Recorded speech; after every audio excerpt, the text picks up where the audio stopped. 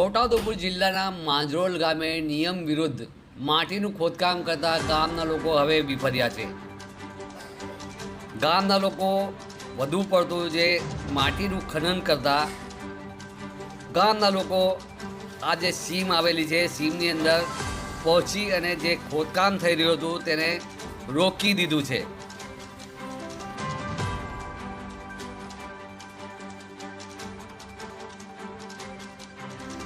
ગામના લોકો એક આક્ષેપ કરી રહ્યા છે કે અહીં જે કોન્ટ્રાક્ટર જે માટીનું ખોદકામ કરી રહ્યા હતા તે નિયમ વિરુદ્ધ કરી રહ્યા છે. આપ જોઈ શકો છો કે મોટા મોટા જે ખાડા છે એ ખાડા ખોદી નાખ્યા છે.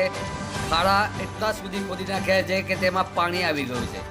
આપ જોઈ શકો છો કે આ જે ટ્રક છે એ ટ્રકની અંદર જે ખાડામાં ઊંડે સુધી જઈ અને રેતી કાઢી અને રેતીનું પણ અહીં ખનન થતું હોય તેવું લાગી રહ્યું છે.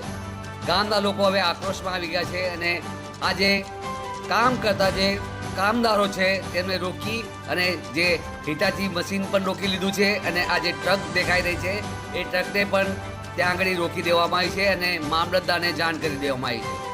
આપ જોઈ શકો છો કે આજે એક ખેડૂત જે ઊભો છે એ ખેડૂતની જે જમીન છે ખેતી છે એ ખેતી પાસેથી પણ હવે આજે જમીન ધસડી રહી છે. એટલે કહી શકાય કે આજે ખેતીને પણ હવે નુકસાન થઈ રહ્યું છે.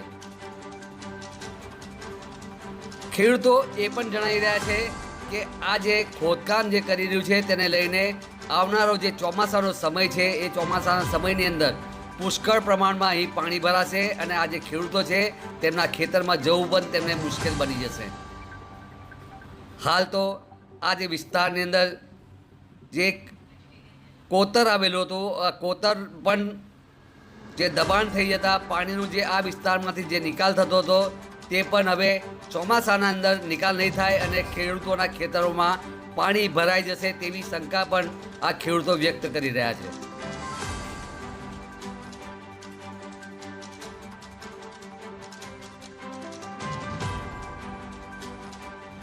ખેડૂતોની અંદર એક વાતની ચિંતા એ છે કે આ બિલકુલ જોઈ શકો છો કે આ ખેતર છે અને ખેતર પાસે જે ખોદકામ થયું છે તેને લઈને માટી છે તે સતત ધસડી રહી છે અને આ જે ખેડૂત છે હવે ચિંતિત બન્યો છે.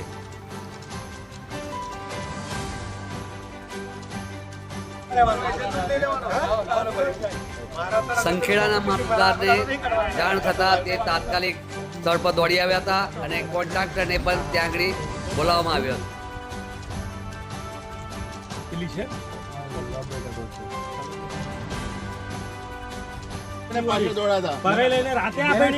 આજે કોન્ટ્રાક્ટર આપ જોઈ શકો છો કે તેનું કહેવું છે કે જો તેમને ભૂલથી વધુ ખનન થઈ ગયું હશે તે પેનલ્ટી ભરી દેશે. આ વાત કહેતા ત્યાં ઉભેલા લોકો ઉશ્કેરાઈ ગયા હતા. રસ્તામાં પુરાણ કર્યું છે એ અમારું પાણીનું વહન હતું.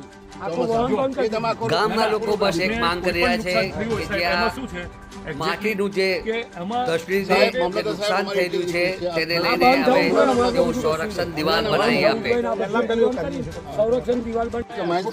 કેટલા મીટર ખોદવાનું છે?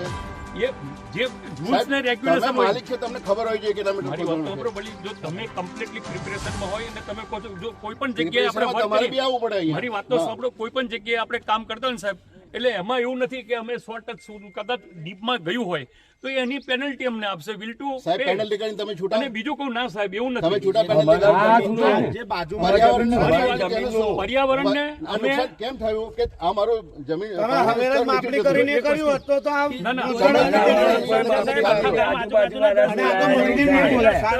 ઊંડા આજે ખેડૂત મારવા પડ્યા છે. પાણીના સ્તર કેટલા ઊંડા જાય? બિલકુલ વાત સાચી છે. અને તમે એમ કહેતા હોય ડીપમાં છે બરાબર અમે પૂર્વ પણ તૈયાર છે સાહેબ એવું કઈ નથી. પુરાણ થી શું થાય? તમે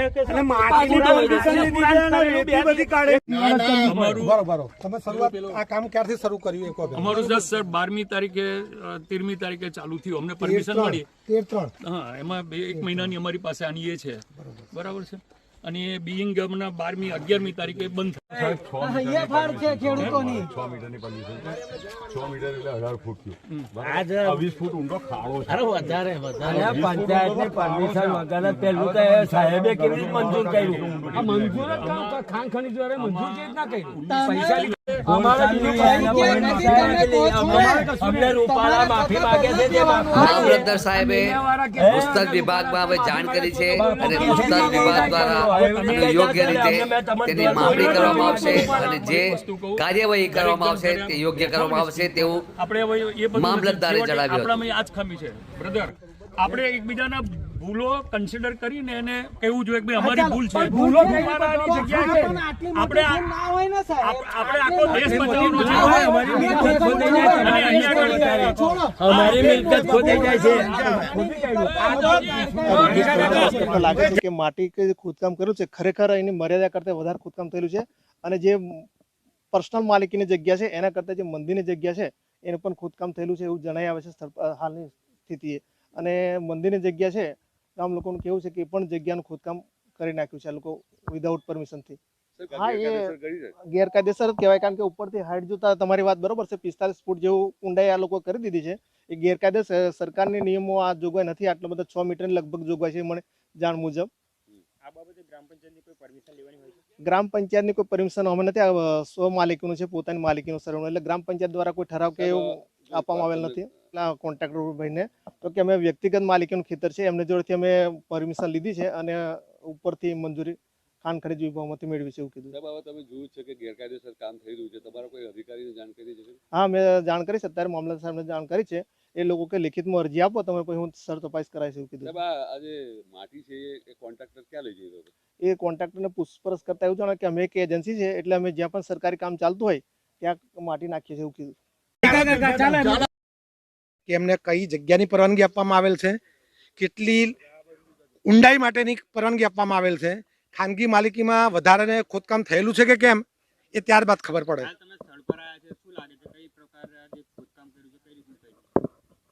પરવાનગી વગર હું નહીં કહી શકું ને. હા, વધારે દેખાઈ રહ્યું છે. એટલે એ ભૂસ્તર વાળા બધું માપણી કરશે એટલે ખબર પડશે. જપ્ત નહીં, અત્યારે જશે તે ખસેડવાનું નહીં. હા, ભૂસ્તર શાસ્ત્રી છોટાઉદેપુર દ્વારા કરવામાં આવશે. અહીંયા જે માટીનું અહીંયાથી લઈ જઈને જે એ લોકોએ પરમિશન જેના માટે લીધી છે કે અમે રેલવેમાં નાખીએ છીએ ને આમ જે સરકારી કામકાજોમાં, પણ એની જગ્યાએ આ માટી સીધી એ લોકો પ્રાઇવેટ વેચાણ કરી રહ્યા છે. અહીંયાથી 2 કિલોમીટર દૂરના ખેતરોમાં પુરાણ કરે છે પ્રાઇવેટ માલિકીમાં. બીજા નંબરમાં જે અહીંયાથી માટીને લઈ જાય છે એ રોડ રસ્તા અમારા ગ્રામમાં થઈને જાય છે, એટલે ગ્રામ્ય રસ્તાઓને પણ ખૂબ મોટા ખાડાને કરી નાખ્યું, નુકસાન કરી નાખ્યું છે. બાયપાસ ત્યાંથી કેનાલ ઉપર જાય છે, કેનાલ નિગમની મિલકત છે, નિગમના રસ્તા પણ ખરાબ કરી નાખેલા છે, જે નિગમ ક્યારેય પરમિશન આપતું નથી.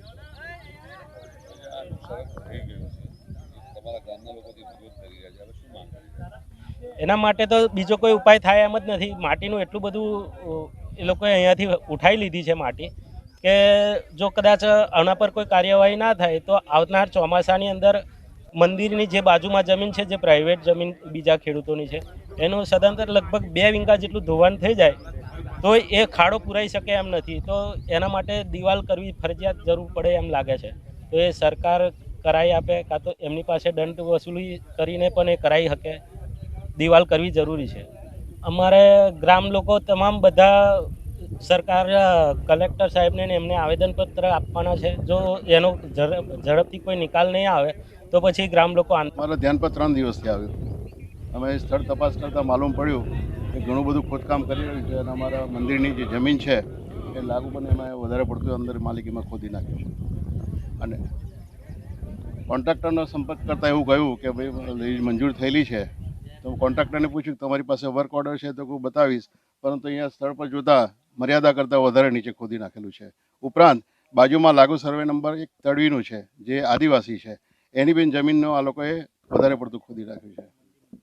અને મંદિરની જમીનમાં એટલું બધું ખોદી નાખ્યું છે અને ઊંડાઈ 80 થી 90 ફૂટ છે અત્યારે, જેથી આ વધુને વધુ જો ઊંડાઈમાં ખોદવામાં આવશે, માટીનું ખનન કરવામાં આવશે તો અમારે જે કુવાઓનું પાણી છે એ સ્તર નીચા જતા રહેશે.